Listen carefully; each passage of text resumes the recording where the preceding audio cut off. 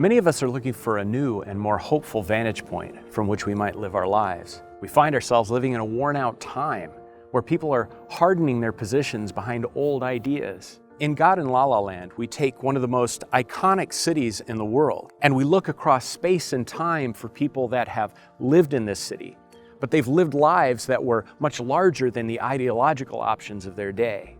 And the hope is that as we read and engage in these stories, that we'll find ways that we might live transcendent lives in our own day and in our own city. Simone de Beauvoir, for example, visited the city in 1947 and was inspired to pen what I believe to be one of the most intriguing and beautiful descriptions of the city that I've ever read. This French existentialist, philosopher, and social activist was looking from a vantage point like ours one evening in Los Angeles. And she wrote a description that has both beauty and pathos all together with a hint of transcendence. She said, "Los Angeles is beneath us, a huge, silent fairyland. The lights glitter as far as the eye can see. Now I'm not taken in by the mirage.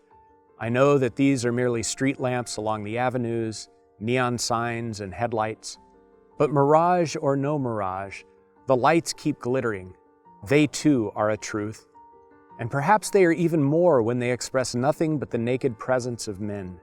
Men live here, and so the earth revolves in the quiet of the night with this shining wound in its side."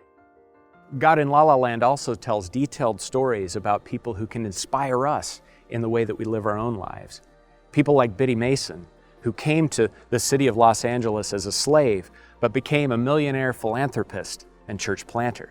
People like A.W. Ross, a dreamer who came up with the first left turn lanes in the United States because he was thinking about people arriving to shop not by foot, but in their automobiles. And people like Pio Pico, a man who lived across 3 distinct ways of life in the city of Los Angeles, being born under Spanish rule in the Mission San Gabriel, owning vast tracts of land under Mexican rule, and then having one of the most famous hotels in the city of Los Angeles when LA became a part of the United States of America.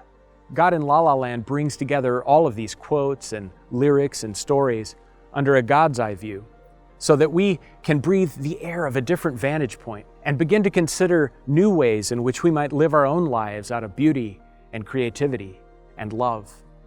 How big is your imagination? Read God in La La Land and see how far it can take you.